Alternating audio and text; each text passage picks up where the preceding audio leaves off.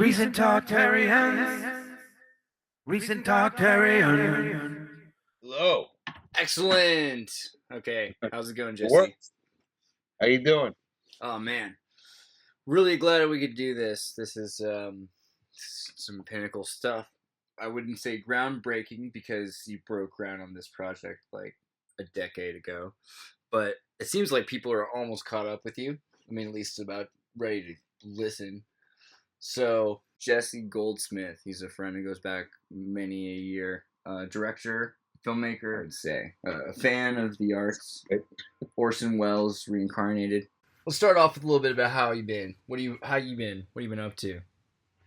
I've been working on this new project, knee deep in the 2016 election, which is really strange watching the development of the people joining. Everybody thinks there's some sort of supernatural quality to that. You know, most people are on one side or the other. Some people will be just screaming because they can't believe this is the reality they're in, and other people are laughing for the same reason. So I can attest to that.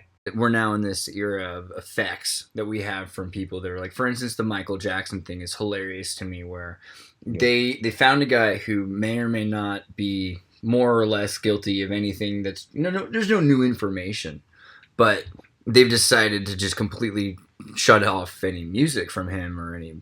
There's no way he can defend himself, you know.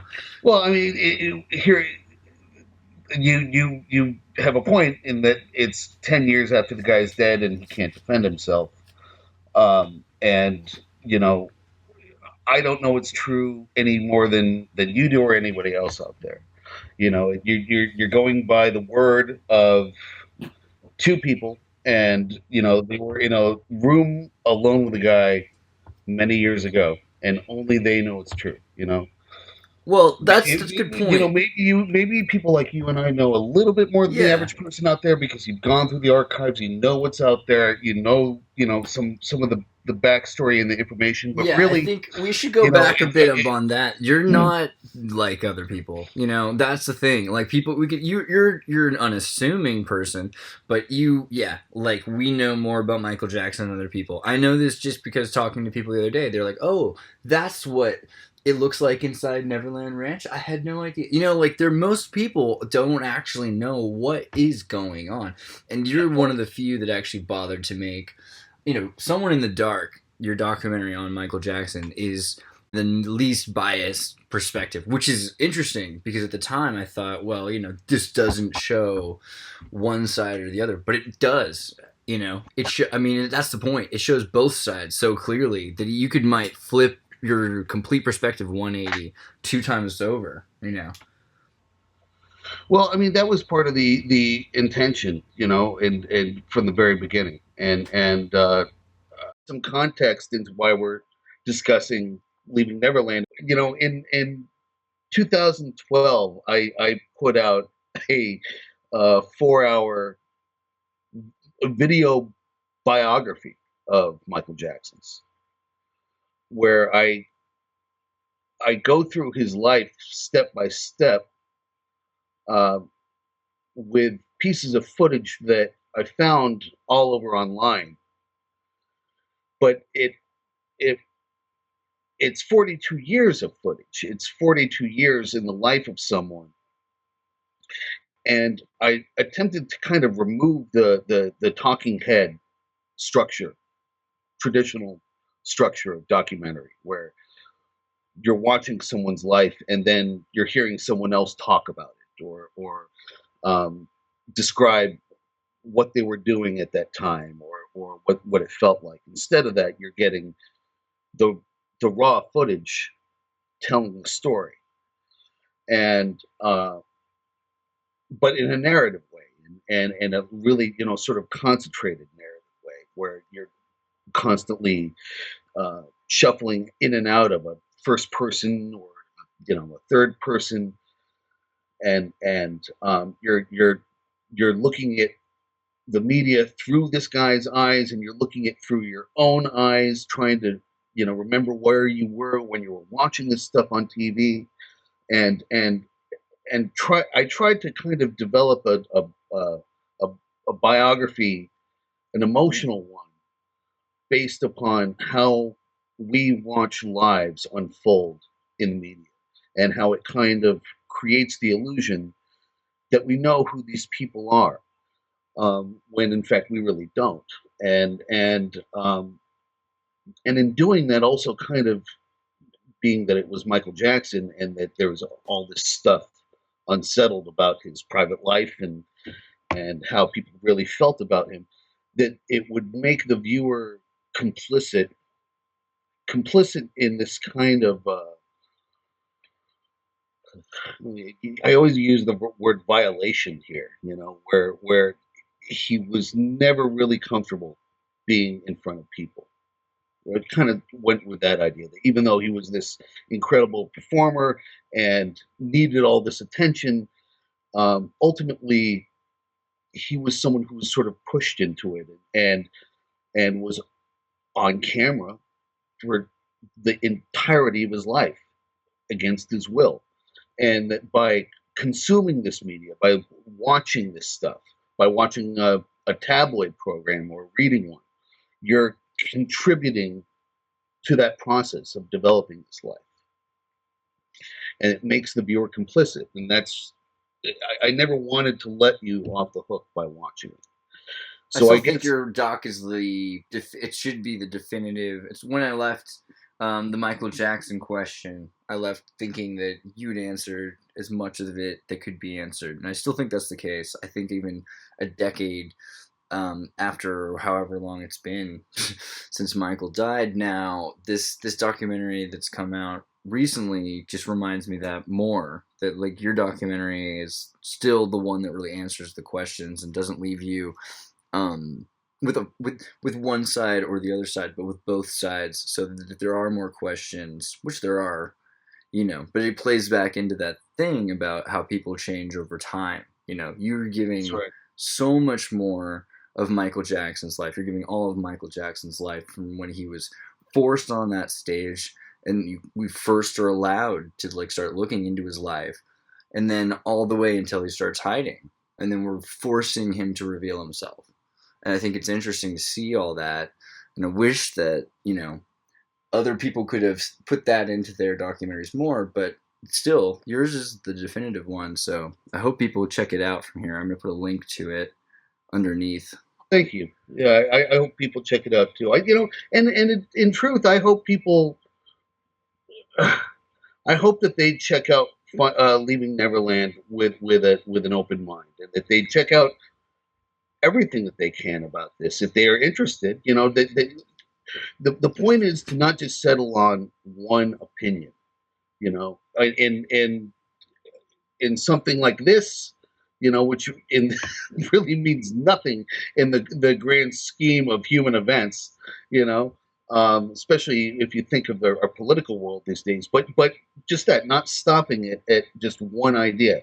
Explore everything that you can. Do your own research. Yeah, that's the problem. Is most people probably, when you say that, are not. I mean, if they're going to watch the newest documentary, Leaving Neverland's not going to leave them wanting to look for too many more documentaries about that in a different light. Well, I mean, that was part of the intention, and from the very beginning. And I wanted people to walk away from it with a feeling like they had learned something about a guy, and that they had walked a little bit in his shoes, but they, that they could still decide in the end what the truth was for them. Something with, I want to mention that Corey Feldman said, though he still says he never was molested, he can no longer, as someone trying to defend kids today, be the one defending dead Michael Jackson in the past. Well, that's perfectly understandable on his part. I mean, he's been fighting his own crusade for years and never been taken really seriously. But I think he's definitely going to be falling on the end of the victims' rights, and pushing for them regardless of everything else. Yeah, he got kind of So- pigeonholed, it sounds like. All of a sudden, they're like, Corey, what are you going to do about this Michael thing? Everyone's going on a witch hunt, and aren't you going to be part of it? And he's But you know, like, he's always been a very emotional guy, and just from what I've been able to pick up from on in his celebrity life, he seems to react to things, in the relevant curve of media. So when something like this happens, he is going to, I don't, which is not to say that I think he's lying, but I think that he gets sort of caught up. And I don't think he's lying. It's interesting when we watch him speak because I think he was probably the most well-spoken person about the issue besides Macaulay Culkin, and they both, you're not going to hear as often them but about them. Like they're going to be talking about what they said. They're going to say, "Oh, well, now he's no longer going to be able to do whatever." But what he really said was, what is wrong. He wasn't able to speak for situations he wasn't there for. He cannot continue to advocate for someone who can't defend themselves. And he wishes this happened 10 years ago so that Michael could have had, the trial and everyone could go through it and he could defend himself. But unfortunately, that can't happen now. So all he can do is focus on what he's doing, which is kids who are alive today that need help. Yeah. At the end of the day, like I said, the only two people that know what really happened, referencing Leaving Neverland, Robeson and Safechuck, or Arvizo and Chandler, which the public has very little information on. I think that there was very little information being given out at the time of the trials as to what the particulars of the case were, and I think most people don't really know what the story was. Well, I always loved how Macaulay Culkin said there were two stories to Michael Jackson's room. There was some crazy stuff that was being claimed. Did you see the Piers Morgan interview with Dan Reed? No, how'd that go? Oh my God. Reed couldn't field the most simple of questions. Really just basic things, calling into question. Like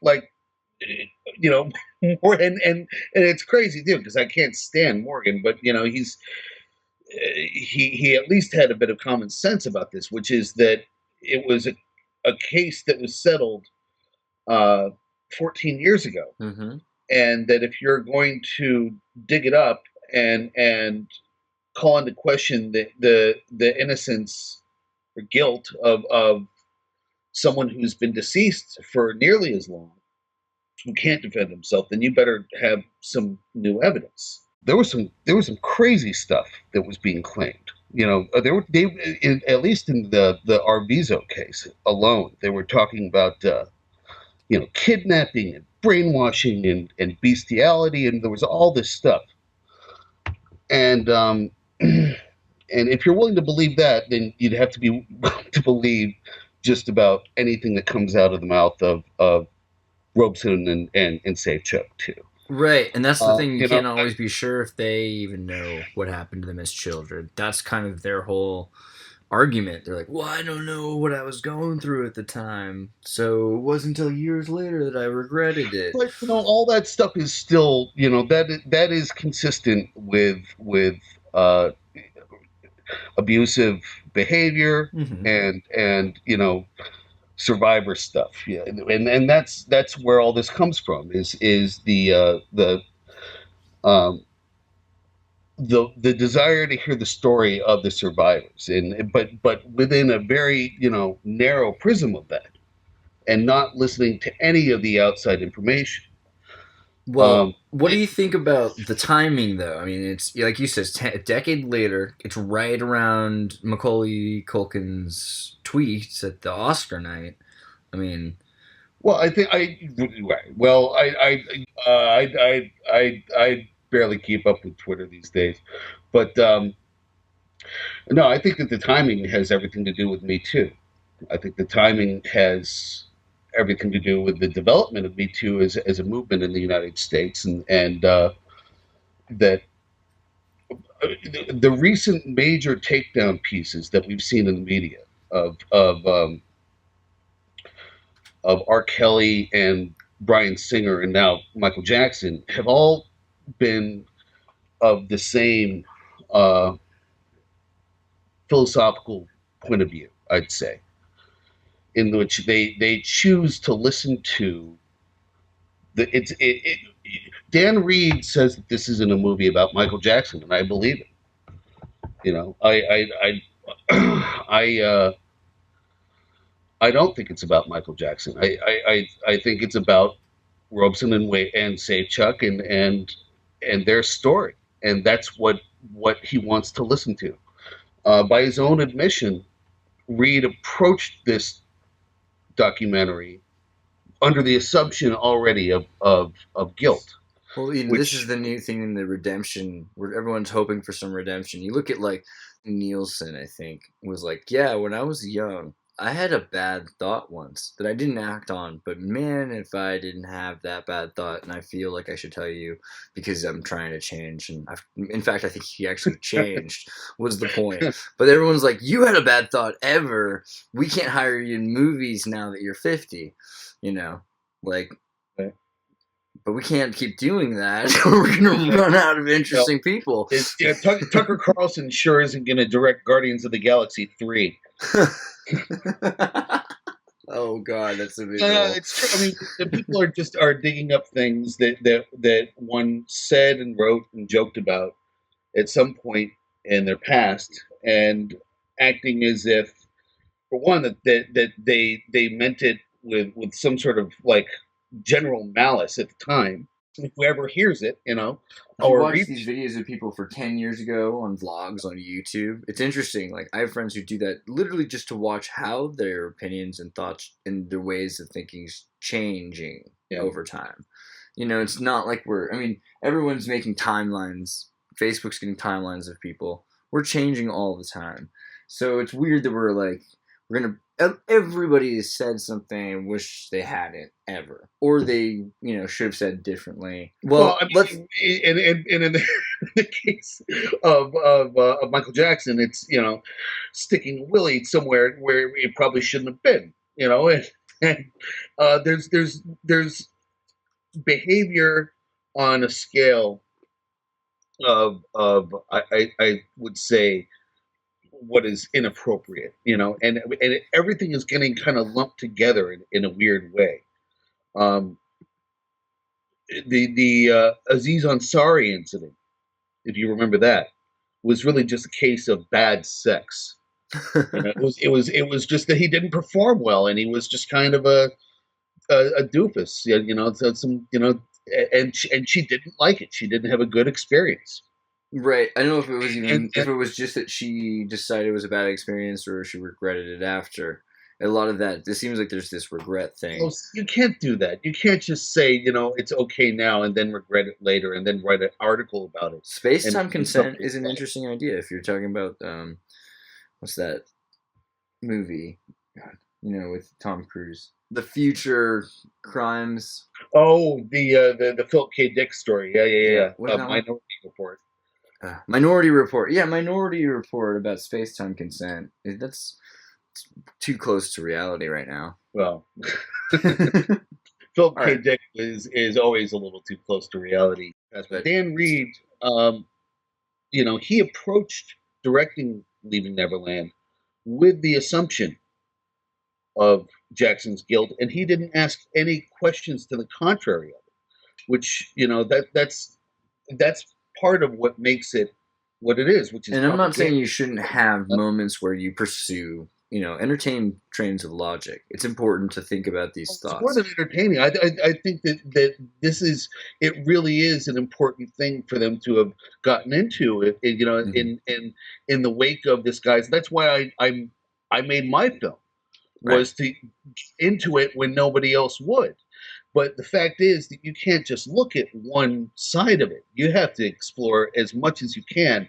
And I think by only listening to Wade Robeson and James Safechuck, it ignores an enormous amount of evidence, not only just that that helped exonerate Jackson in 2005, but also the the motives and the character of the people that you're listening to in the first place. You don't know anything outside of what is presented of Wade Robson as a victim and as a teller of his story. There's a lot more going on behind the scenes, which is that he was a supporter of Jackson well up into what was it, 2011, 2012, and where he went broke. He lost the job directing a movie, and he lost the job directing Michael Jackson show in Cirque du Soleil, which there is plenty of material online where people can go and look at and see Wade Robson uh, ecstatic with the possibility of directing this Michael Jackson show. Right. So, I mean, I'm not on anyone's side here. I'm absolutely not out here in the media telling you that Wade Robson or James Safechuck is lying. No, but you just have far too much information to take it at face value, and that's something I find interesting about you. Most of these people are going to take it at face value, and at very least, even if you don't even get face value, you just get the explanation from that in the media. And so, I'll be a lot less skeptical of the media's witch hunts of alleged dead pedophiles when they start convicting or putting on trial at least the actual living confirmed ones, right? And until that happens, I'll always be more than skeptical, be suspicious. Well, you were calling for the head of James Savile. I'm just saying it's a good example. Savile's an example of something that we can get behind. It's a predator who actually hurt kids in such a light that there's no question.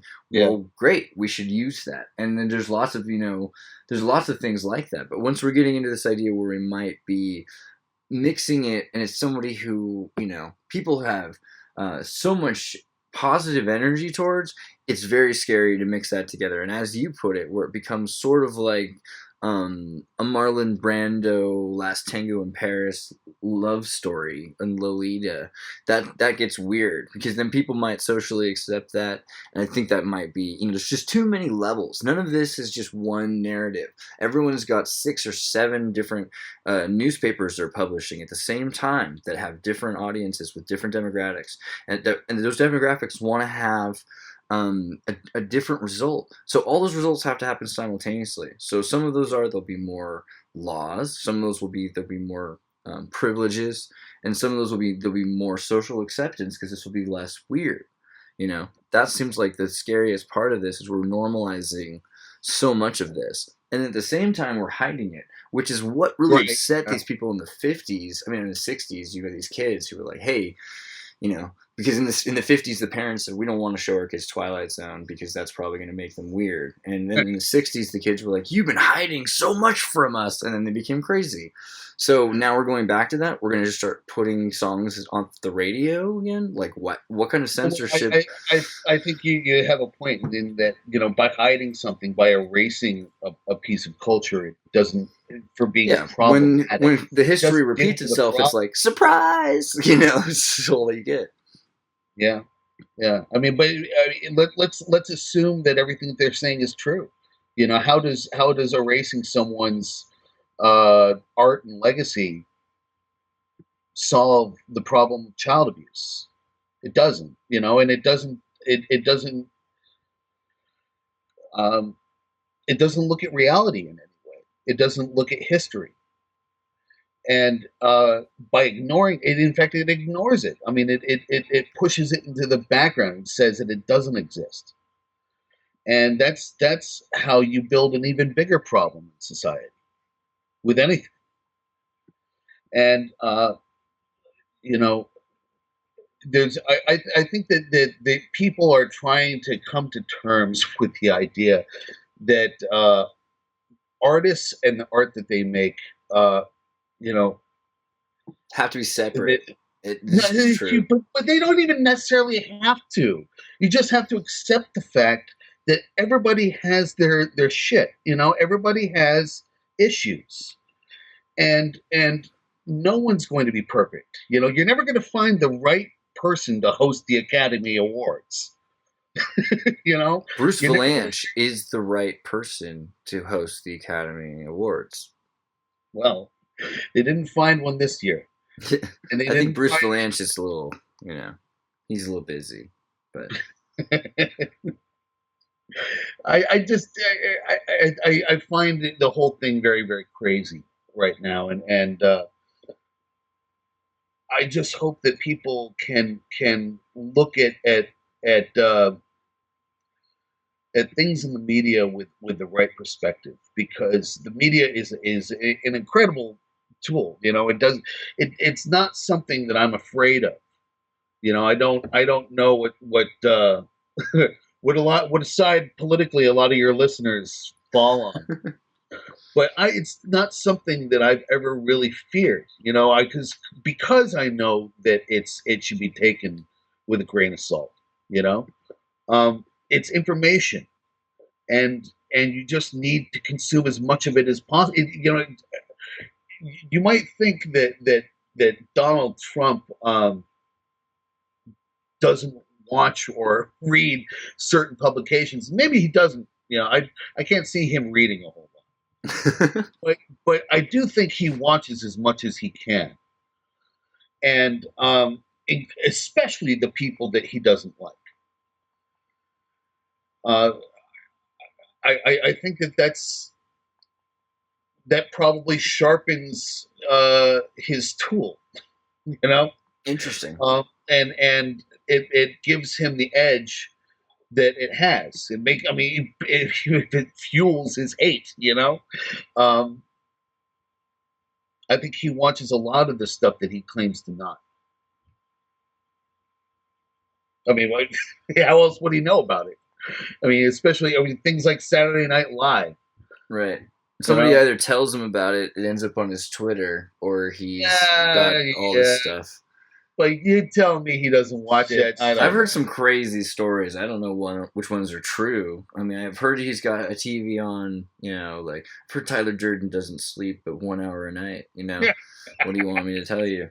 But I've heard the same stories. My God, he's got he's got 10 screens going at once. And Gorilla Channel. You've heard the Gorilla Channel story? I love that he's got there's a story. I think it's from the book about what's going on in the White House, and one of the aides is like, he asked for a screen to have the Gorilla Channel on, and they had to literally cut footage of gorillas 24 hours a day so he could have a Gorilla Channel going. And I was like, what does that mean? Like, on any level, what is that even a parable for? But the gorillas. I think I remember that. That was there you go. That turns out to be both. Yeah. Well, everything is like you said, media. It's a level of propaganda due. But the P due is not necessarily to be fully non-truth. It's just what does it mean? What does that story mean? Because at the end of the day, like I said, the only two people that know what really happened is, in this case, if we're referencing Leaving Neverland, Robeson and Safechuck, or Arvizo and Chandler, which the public has, I think, very little information on. I think that there was very little information being given out at the time of the trials as to what the particulars of the case were. And I think, most people don't really know what the story was. For the innocent scapegoat. Yeah. And this big part of this interview to me is we're not talking about Jimmy Savile. We're not talking about really obviously no one argues with it ever. Convinced. Was a real psychopathic lecherous villain who, and especially in this time when we have people are getting arrested for attacking people over false accusations or claims associated to pizza and things. People want to know what's true or not true. you know. And so it's kind of funny when you got this this thing where it's like you need to believe this happened exactly this way. And is that the way it went down? It looks like these kids loved Michael Jackson. I loved Michael Jackson, but like I get the feeling Michael Jackson, you know, in all of these interviews and all that they're talking about, it looks very unrequited. You know, I mean, they've got some Victor Nabokov to it, but you know, they're like Michael Jackson. He didn't love me enough. That I mean, that's their go to, and it's not the same as you know some of these other circumstances where people are like straight up, like you said, like Jimmy Savile's a psychopath. He'd go into a hospital. Jimmy Savile was looking for kids to have sex with in obviously traumatic circumstances, where he was in hospitals. He in hospitals and all sorts of demented places. And you know, granted, Michael Jackson went to plenty of hospitals. Mm-hmm. But we're not talking about someone like Jimmy Savile, and at least in this country. I mean, that's not as big of a story in the United States. Even though, if I think the average person had any idea, just what the cultural relevance of that was in the UK at the time, you know, it's been known. It was an accepted thing, and Michael Jackson up until now it's still been up in the air. It's still been, I think, in the minds of a lot of people after his death, and Robeson himself had a lot to do with clearing his name after his death. A lot of people gave him a pass and said, well, you know, if you just listen to his music, and you know, you don't think too much about his personal life or what was going on at the time of of the accusations, then they can just think of that Michael Jackson like this, or you have to at least be informed and have an opinion about this. And that was part of, I think. You check this out. You know, Michael Jackson Ranch. It was, you know, it was expensive. So they tried to deal with it. They didn't know what to do. It's right across from a all-child boarding school in the woods there, and next to Reagan's Ranch. But it couldn't sell. They tried to keep it. Yeah, Lady Gaga tried to save it. 4 days ago, it's been put back up on sale, and they've dropped the price like to 30 from 100 million or 17 or something like that. So it's gonna go. You know, they're hurting hard, and they're trying to sell this now. You know, to deal with it. I wonder if they're still actually ranching with cattle. I mean, I know in that area, like the Reagan Ranch is huge for that. So, you know, I wouldn't be surprised if they're renting out their land to allow that to happen. So. Well, that was how he was sustaining his income, if you recall. You know, that was where the cows. Whoa. That whenever he needed pocket cash, or whenever he needed, you know, to make payments on the house, and how much. I mean, think of how much Michael would sacrifice in bowl. Think of the PG&E bills at Neverland Ranch in its heyday. Oh yeah. You know, he got all that money from renting the space out to the nearby ranchers. Recent Tartarians.